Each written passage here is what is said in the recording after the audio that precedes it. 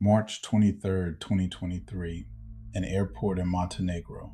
Two men hand over their passports for a flight to Dubai, private jet, Costa Rican documents. The border officer looks down at one of the passports, and something is wrong. The document is fake, and the man holding it is one of the most wanted people in finance. His name is Do Kwon. Interpol has a red notice out on him. Two countries want him arrested.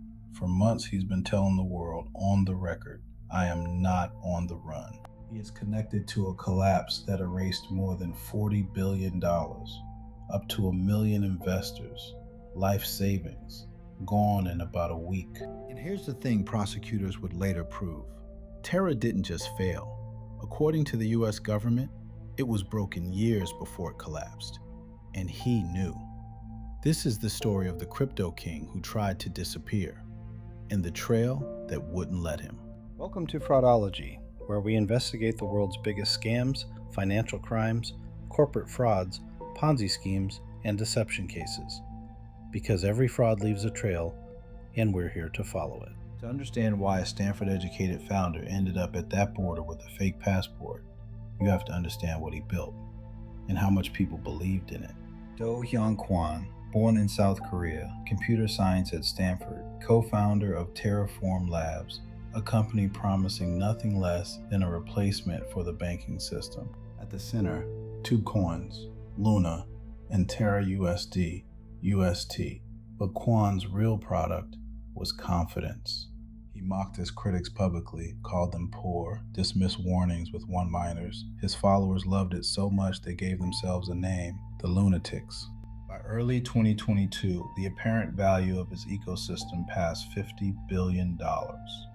$50 billion, resting entirely on a single promise, that one UST would always be worth exactly $1. $1. Always. Remember that promise, because everything that follows is the story of what was really holding it up. So how do you keep a digital coin worth exactly $1? Most stablecoins do it the boring way. For every digital dollar they issue, they hold a real one in reserve, a vault. UST had no vault. It was algorithmic. Its dollar peg was held up by a trade.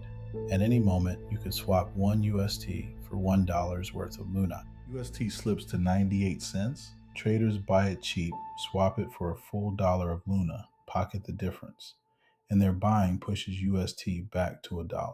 In theory, the system healed itself, automatically, forever. But notice what's actually underneath the peg. Not dollars, not gold. Confidence.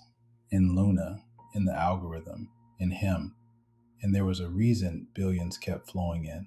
Terraform's Anchor protocol paid people roughly 20% a year just for depositing UST. 20% on something marketed as stable, while banks paid almost nothing. Millions of people ask, how do I get in? Almost nobody asks the better question. What happens to a self-healing machine the day confidence runs out? Actually, someone did get to see the answer early, a full year before the disaster. May 2021, UST breaks its peg for the first time. The one thing that could never happen, happens. And then it recovers. The peg comes back. Kwon's message to the world, the algorithm worked. The machine healed itself. This is proof. Investors saw a stress test, passed. But according to US prosecutors and the SEC, that's not what happened. Behind the scenes, they said, Kwon quietly arranged for a trading firm to buy massive amounts of UST, propping the price back up with outside money. A private rescue, never disclosed. Sit with the difference for a second. If the algorithm saved the peg, the machine works. If a secret buyer saved the peg, the machine already failed. And the proof investors were shown was the cover-up. Kwon kept promoting the recovery. The money kept pouring in. By May 2022, UST had grown far beyond its size during that first crisis, which meant the next rescue would need to be bigger than anyone on Earth could afford. And the next crisis was already loading. But first, there was a second illusion holding up the empire.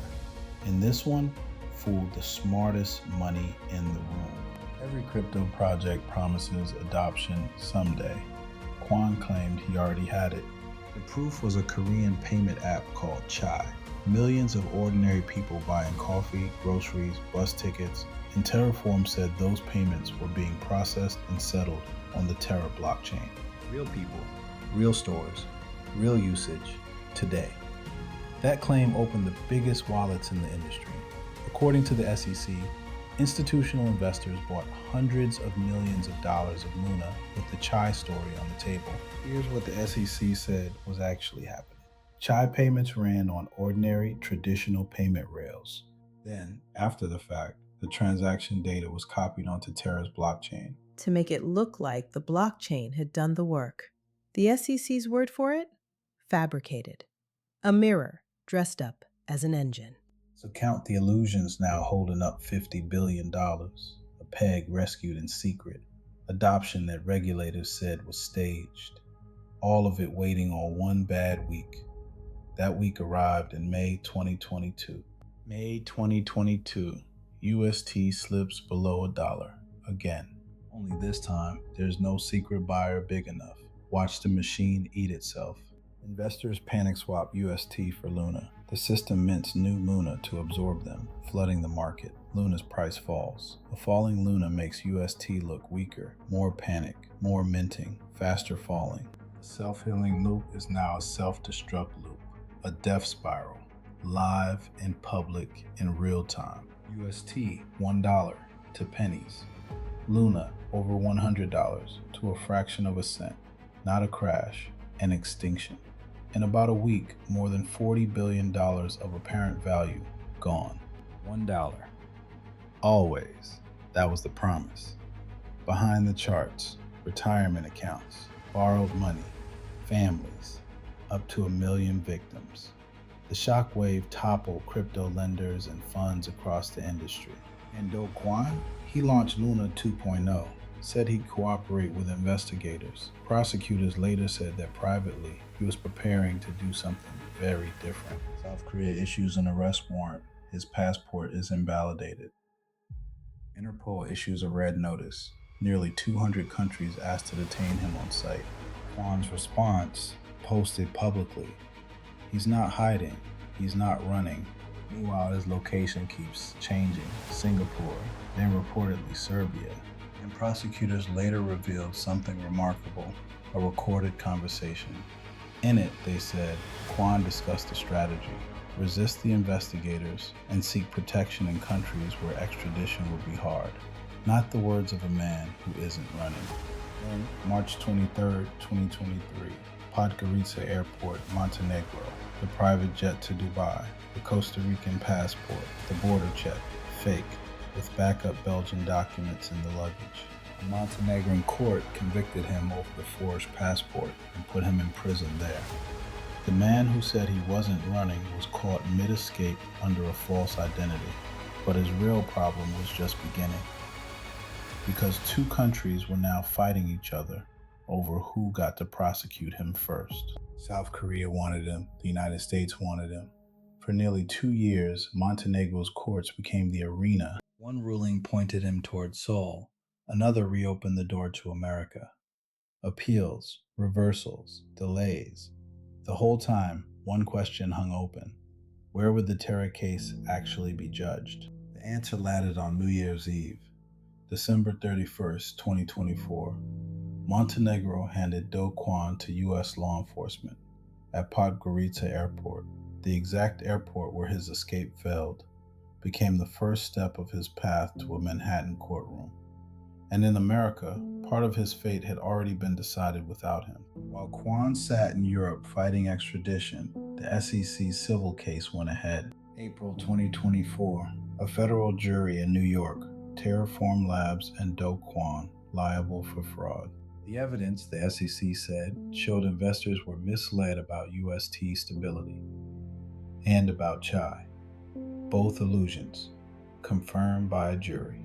The price tag, a settlement of more than $4.5 billion in disgorgement, penalties, and interest, with Kwon required to hand over $200 million to Terraform's bankruptcy estate for harmed investors. But that was the civil case, money. The criminal case could take his freedom, and when it came time to fight it, he didn't. August 2025, a federal courtroom in New York. The man who spent years mocking his doubters stands up and pleads guilty. Wire fraud and conspiracy to commit securities, commodities, and wire fraud. With the plea, the Justice Department said the core deceptions were now admitted. Investors misled about the technology. The 2021 pegs secretly propped up. A misleading audit circulated after the collapse. Every illusion in this story, no longer alleged, admitted. He agreed to forfeit more than $19 million. All that remained was the number. How many years? December 11th, 2025, prosecutors asked for 12 years. The defense asked for 5.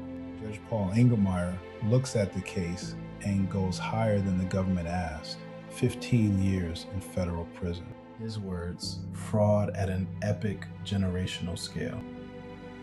15 years can't refill a retirement account. It can't undo the bankruptcies or the damage that tore through the entire crypto market. But it settled the most important question. Terra and Luna didn't die because a bold experiment happened to malfunction. Kwon admitted fraud, connected to the very claims that built the empire and kept it standing.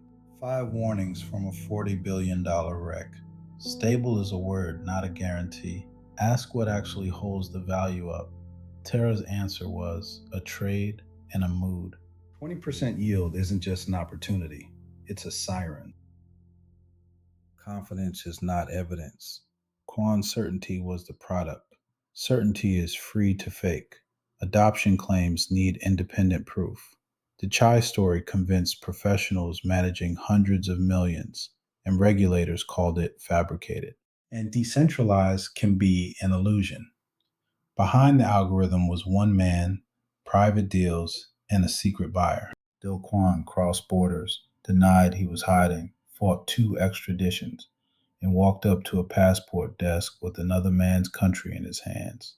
But the trail led from a Montenegro airport to a Manhattan courtroom. At its peak, his empire appeared to be worth more than $50 billion. It took about 7 days to die.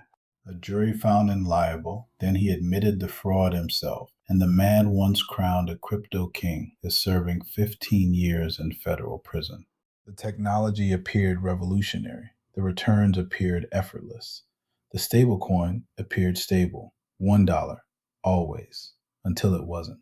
Follow the money. Expose the truth. This is Fraudology.